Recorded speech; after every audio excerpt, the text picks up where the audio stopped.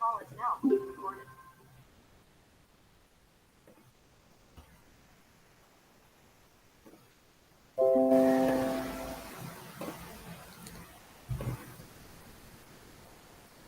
boleh nampak slide? Boleh. Boleh. Jadi pelajaran kita pada hari ini, kita masih lagi dalam subtopik getah.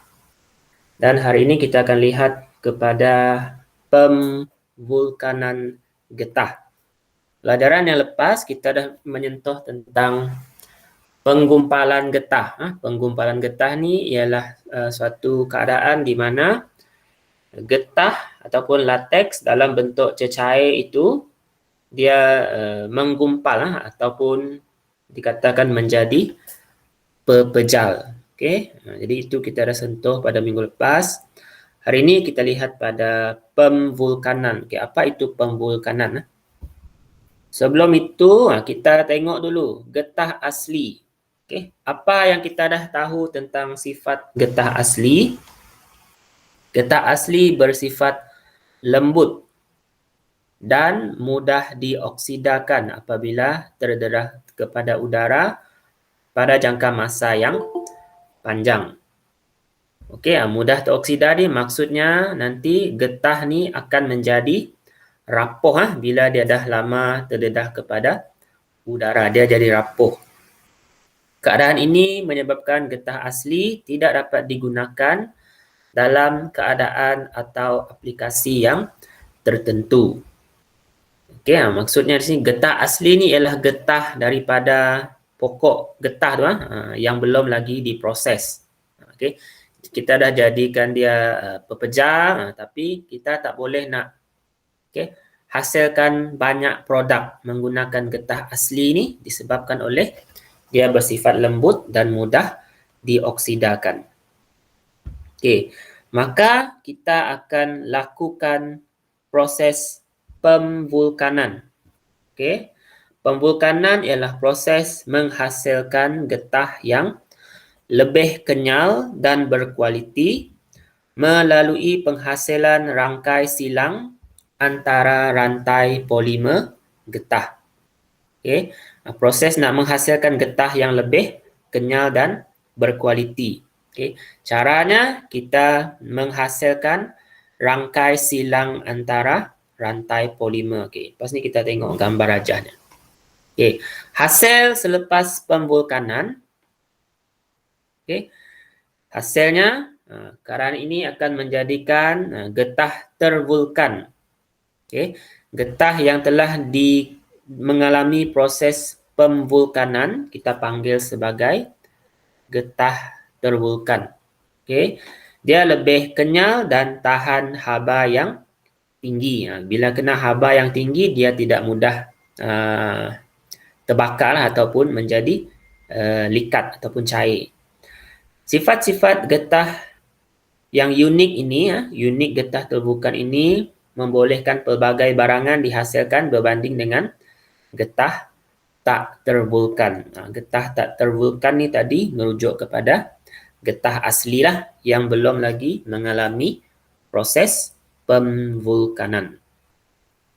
Okay, bila kita dah tambah baik ciri-ciri getah itu, menghasilkan getah tervulkan, barulah kita boleh menghasilkan banyak produk yang dapat dihasilkan. Okey, ini pengetahuan lah. Okey, Goodyear, mesti awak pernah dengar jenama Goodyear, iaitu jenama tayar. Charles Goodyear ni direkodkan sebagai individu yang menemukan dan mempatenkan proses pemvulkanan pada tahun 1844. Okey. Jadi dia antara orang pertama lah yang menemui proses pemvulkanan getah ini. Okey, apa yang berlaku semasa proses pemvulkanan? Kita lihat gambar rajah dulu.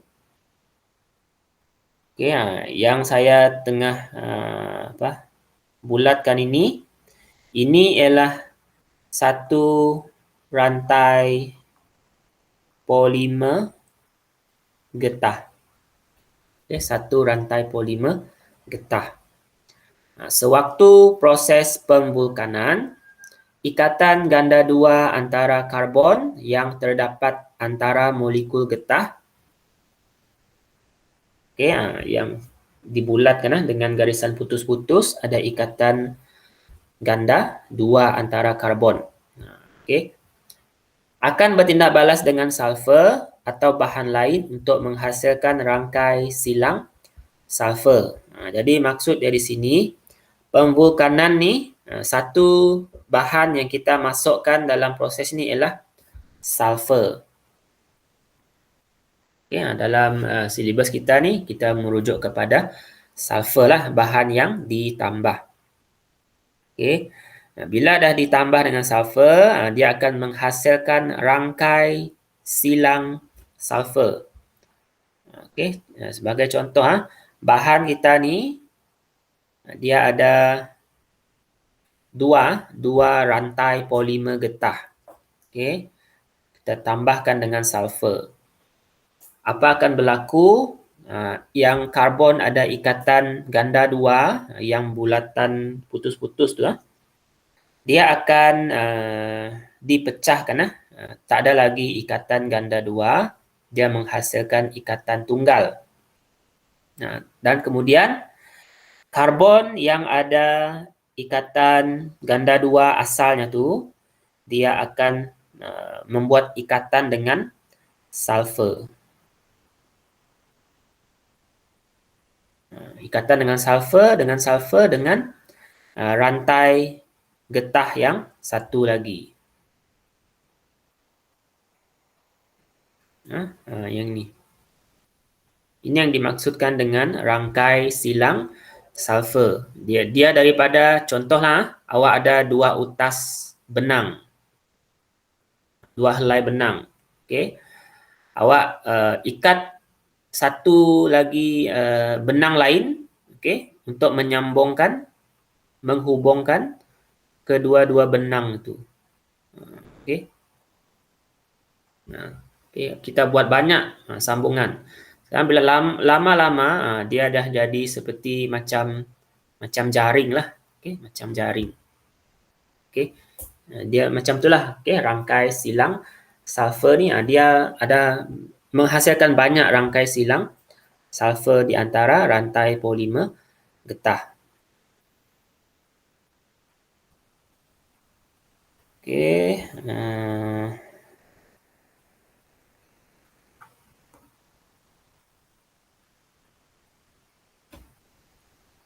Rangkai silang sulfur ini menjadikan getah tervulkan lebih kuat berbanding daripada getah tak tervulkan ataupun getah asli. Bila dia dah jadi kuat ni, maka banyaklah produk-produk yang boleh dihasilkan daripadanya. Okey, kita ada aktiviti makmal. Sepatutnya kita ada aktiviti makmal. Melakukan pemvulkanan getah.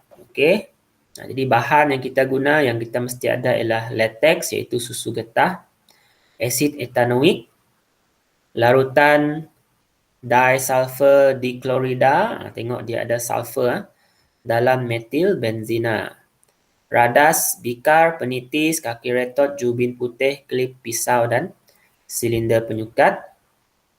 Kita baca sepintas lalu prosedurnya. Sukat latex dalam silinder dan tuang ke dalam bikar. Titiskan 3 hingga 5 titis asid etanoik menggunakan penitis dan kacau. Tuangkan latex ke atas jubin putih dan ratakan menggunakan rod kaca. Getah di atas jubin dibiarkan kering selama 2 hari. Potong getah yang dikeringkan pada jubin kepada kepingan kecil menggunakan pisau.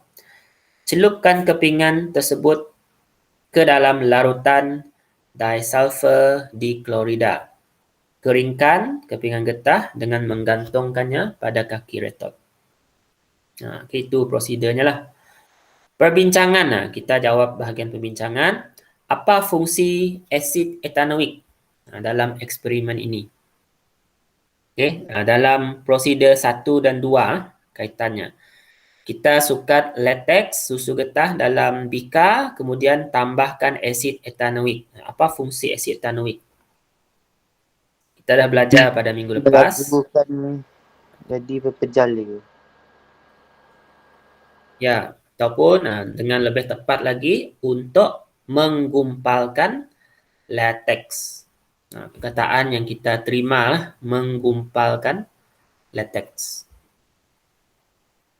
Okey, latex itu menjadi pepecah lah. Okey.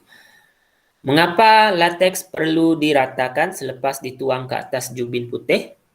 Supaya latex yang menggumpal menjadi satu kepingan getah yang nipis dan rata. Okey, sebab kita dah tambah asid tadi, dia akan mula menggumpal lah, menjadi keras.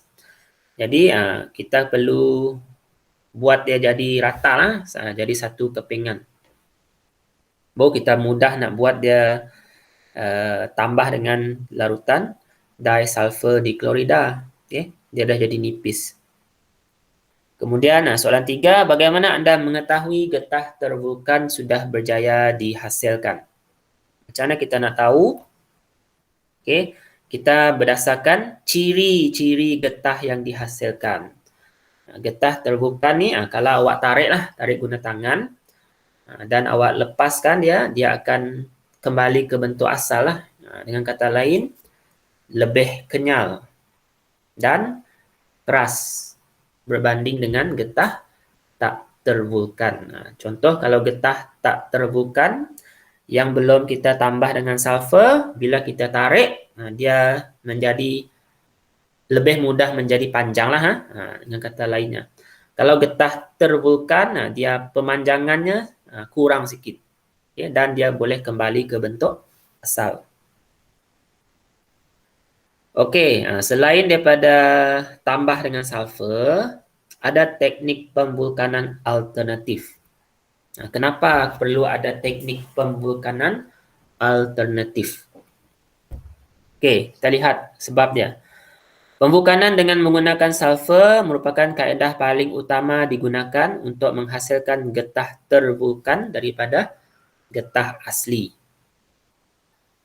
Namun, kaedah pemvulkanan ini tidak dapat digunakan untuk jenis getah yang tertentu, terutama getah sintetik yang tidak mengandungi ikatan ganda 2. Okey, maksudnya di sini pemvulkanan menggunakan sulfur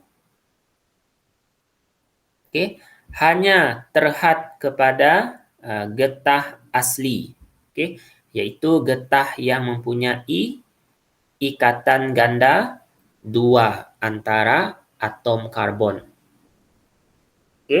Kalau getah itu getah sintetik.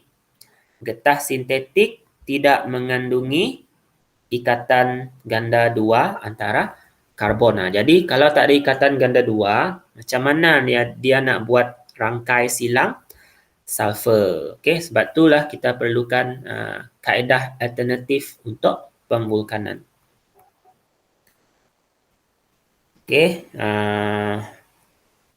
Jadi bila kita gunakan kaedah alternatif, getah tervulkan yang dihasilkan adalah bebas sulfur dan lebih mesra alam. Lebih mesra alam. Sebab apa? Seperti kita tahu, sulfur ni dia bila dia mengalami pengoksidaan, dia boleh menjadi bersifat asid apabila dia dilarutkan dalam air. So kurang mesra alam lah. Ini kaedah pemvulkanan alternatif, iaitu kita gunakan proses peroksida, proses sinaran ataupun proses logam oksida. Walau bagaimanapun, proses-proses ini dia tidak diterangkanlah dalam silibus kita. Cukup untuk kita tahu apakah nama proses ataupun teknik pemvulkanan alternatif. So ada 3. Peroksida, sinaran, logam oksida. Dan awak perlu ingatlah kenapa perlu ada teknik pemvulkanan alternatif ni tadi. Ini sebab dia tadilah. Okey, sebab untuk penggunaan sulfur ni hanya terhad kepada getah asli yang mempunyai ikatan ganda dua antara karbon. Getah sintetik tidak mengandungi ikatan ganda dua. Getah sintetik ni dia maksudnya dia bukan getah daripada pokok getah lah. Dia dihasilkan daripada petroleum. Getah sintetik ni ialah dihasilkan daripada petroleum. Okey, ini eksperimen untuk mengkaji sifat kekenyalan getah tervulkan dan getah tak tervulkan. Okey. Jadi kita tengok gambar rajah lah macam mana dia buat eksperimen ni. Ada dua jenis getah iaitu getah tervulkan dan getah tak tervulkan. Okey, digantung pada kaki retort. Kedua-dua jalur getah ini panjang awalnya mestilah sama. Kalau 10 cm, kedua-duanya mesti 10 cm sebelum digantung dengan pemberat. Pemberat ni pula mestilah sama berat, 50 gram. Okey. Kita sukat panjang awal getah sebelum letak pemberat. Kemudian bila diletak pemberat, berapakah panjang kedua-dua getah? Kemudian apabila pemberat dialih, berapakah panjang getah tersebut? Adakah dia masih sama seperti awal ataupun dia dah berlaku pemanjangan? Maksudnya dia tidak kembali ke bentuk asalnya lagi.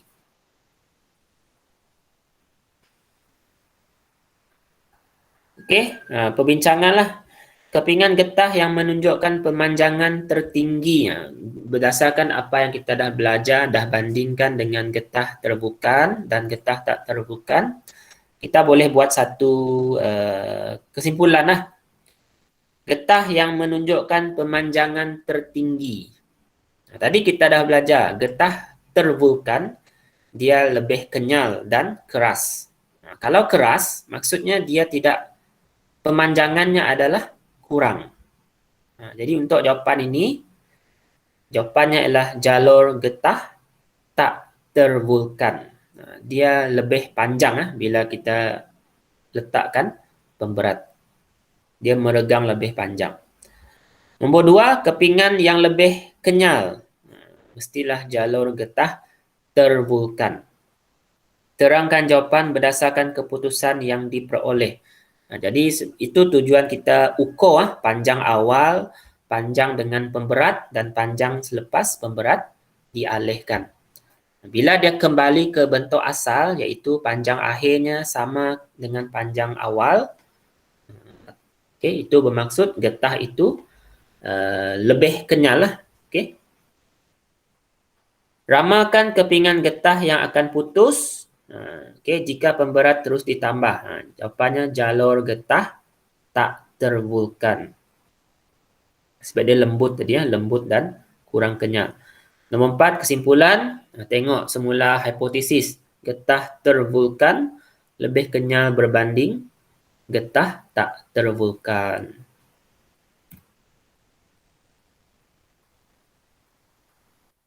Okay, kemudian kita tengok sifat getah tervulkan.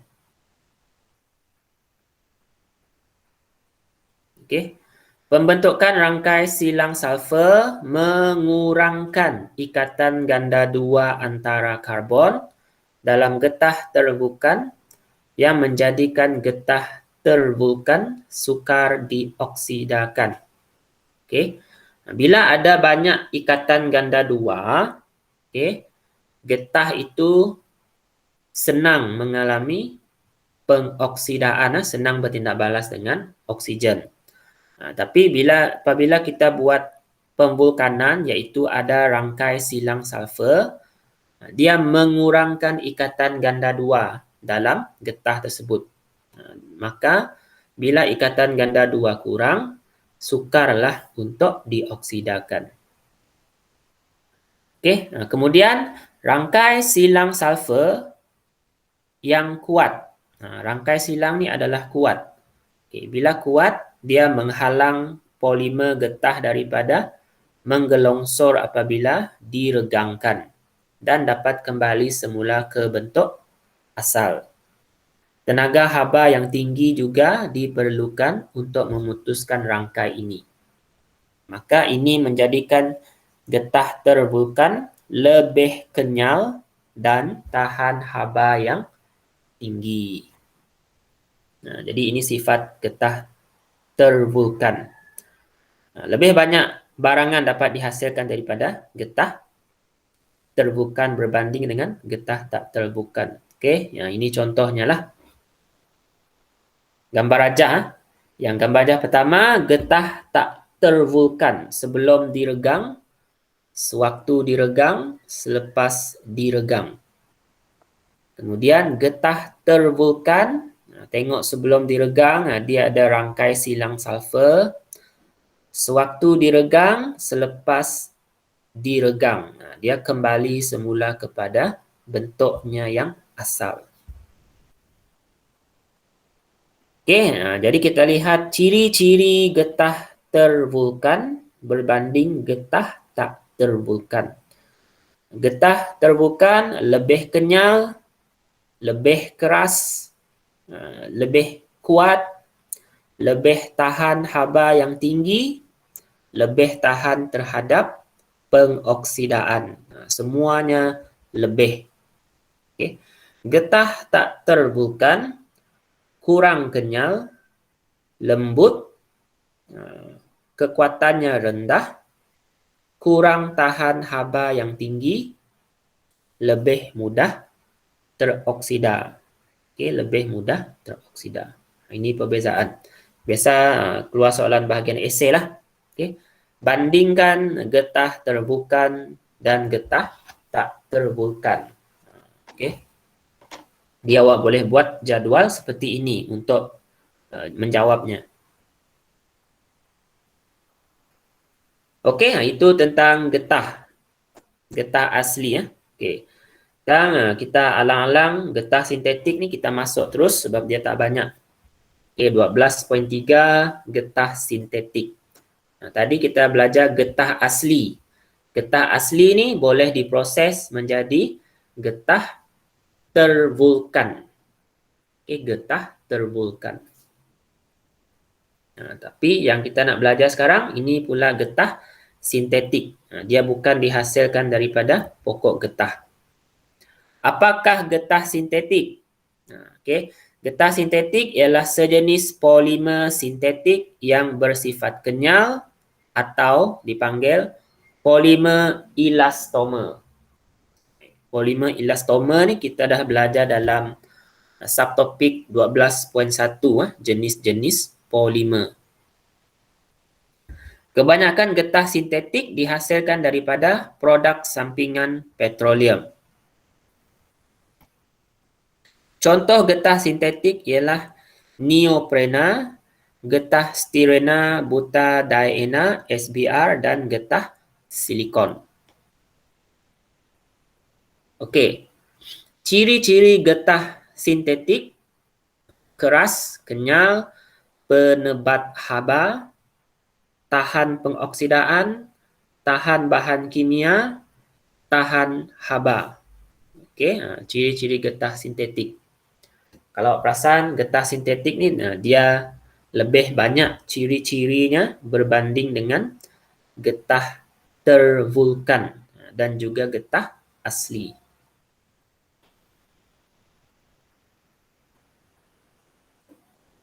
Getah sintetik dicipta pada awal kurun ke-20 bagi menggantikan getah asli.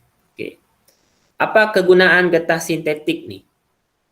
Okey, kelebihan untuk dihasilkan secara besar-besaran tanpa bergantung kepada faktor cuaca dan serangan penyakit pada pokok getah menjadikan getah sintetik pilihan utama industri pembuatan. Ini salah satu kelebihan utama bagi getah sintetik. Kalau getah asli ni kita nak tunggu pokok getah itu cukup matang untuk menghasilkan getah, menghasilkan latex. Okey. Kemudian proses nak menghasilkan latex ni pula bukannya cepat juga. Setiap hari kena toreh baru kita dapat hasilnya, dan bergantung juga pada faktor cuaca. Kalau seminggu hujan, seminggulah kita tak pergi menoreh, maka tak ada latex yang kita dapat. Kalau pokok getah kena serang penyakit pula, nanti pokok getah tu kurang penghasilan latexnya ataupun boleh cepat mati juga pokok tu. Okay, itu kekurangan bagi getah asli lah. Getah sintetik tak ada masalah. Asal ada petroleum, kita boleh hasilkan getah sintetik. Tak kira masa. Okey, ini contoh-contoh getah sintetik, ciri-ciri dan kegunaannya. Contohnya neoprena ataupun polikloroprenat. Cirinya tahan haba yang tinggi, tahan pengoksidaan dan tidak mudah terbakar. Kegunaan membuat tali sawat, paip getah petrol dan sarung tangan. Styrena butadiena, tahan pelelasan dan tahan haba yang tinggi. Ini untuk membuat tayar dan tapak kasut. Getah silikon, tahan suhu yang tinggi dan bersifat lengai. Implan perubatan, alatan memasak, komponen otomotif dan bahan kedap. Thiokol, tahan terhadap minyak dan pelarut. Kegunaannya bahan kedap. Getah nitril, tahan terhadap minyak dan pelarut untuk kegunaan membuat sarung tangan. Okay, ini contoh-contoh getah sintetik. Jadi awak lihat kegunaan tu tadi, banyak bahan yang kita gunakan hari-hari itu diperbuat daripada getah sintetik. Tayar, tapak kasut, sarung tangan, paip getah petrol, alatan memasak, komponen otomotif macam dashboard kereta tu dan sebagainya.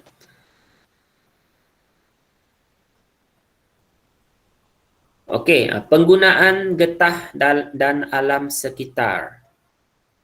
Okey, ini kelebihan dan kekurangan lah. Okey, kita tengok perbandingannya. Penggunaan barangan getah secara tidak lestari akan mengakibatkan pencemaran terhadap alam sekitar.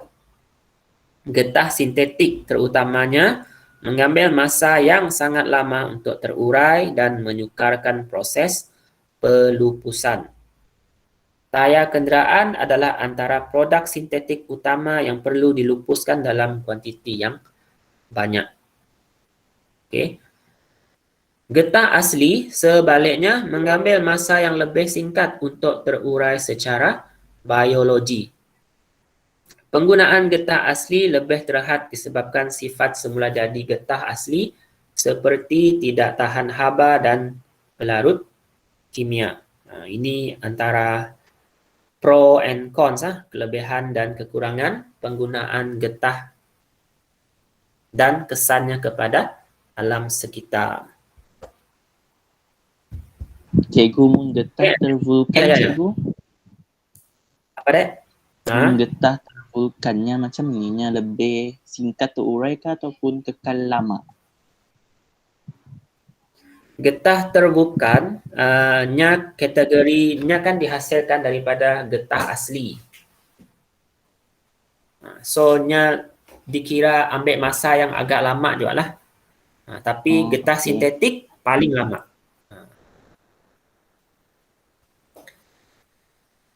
Getah terbukan ni tadi, ciri utamanya dia lebih kenyal dan lebih keras. Okey. Tapi tentang terurai tu saya rasanya lebih lama sikit je berbanding dengan getah asli. Okey, cikgu. Okey . Okey, ni yang slide yang terakhir saya rasa. Apa yang patut kita buat untuk melestarikan penggunaan getah ni supaya dia kurang mencemarkan alam lah terutamanya. Okey. Antara langkahnya guna semula tayar dengan menggantikan bunga tayar yang baru. Adalah teknologi ni ya. Sebab ada saya pernah tengok tayar ni dia ada dua bahagian. Bahagian untuk pam angin tu dengan permukaan luar iaitu bunga dia. Jadi bunga ni sebenarnya dia boleh dibuka. Rupa-rupanya dia boleh dibuka dan ditampalkan dengan bunga yang baru. Itu maksudnya guna semula tayar lah. Kemudian kita semula menjadi pasu bunga dan kursi meja. Ini biasa kita buat. Gitar semula sebagai atap rumah. Okey. Sebab dia tadi tahan lama dan tidak mudah teroksida. Okey, itu penerangan untuk kelas kita pada hari ini. Ada soalan nak tanya? Tentang getah sintetik? Saya dah cikgu.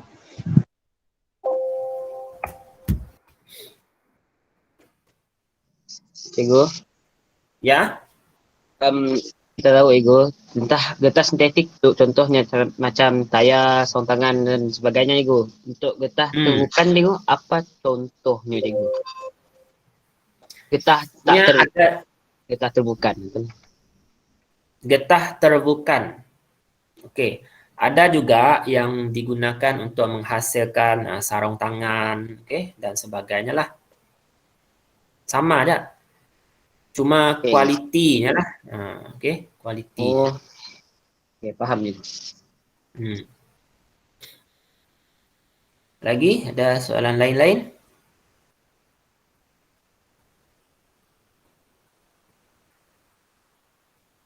Saya dah Ego. Saya dah.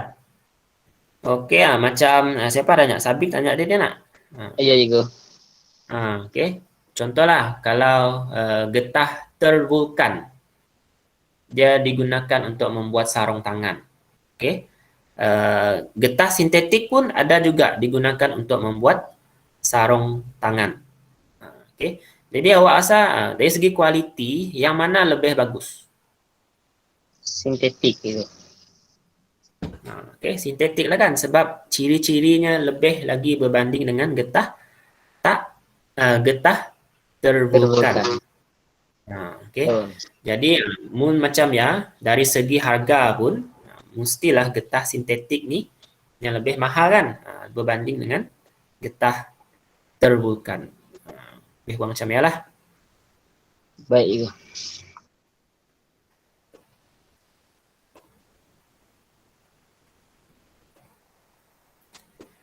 Okey, ada lain-lain lagi soalan? Kalau tak ada, Tak ada Ego. dah stop. Cuma ada soalan lah, saya nak bagi soalan untuk dijawab. Tengok dekat chat, saya bagi link untuk awak jawab sedikit soalan. Ada soalan dalam Google Form boleh copy link dulu dan buat kemudian. Okey cikgu. Okey Ego. Dah copy? Dah. Dah Ego. Okey, dah. Kita boleh stop di sini. Itu saja untuk kelas pada hari ini. Jadi latihannya sila buat dan hantarlah. Saya rekod juga selain daripada kehadiran Google Meet ni. Itu saja, sekian, terima kasih semua. Assalamualaikum warahmatullahi wabarakatuh. Waalaikumsalam Ego. Assalamualaikum. Ego. Ego.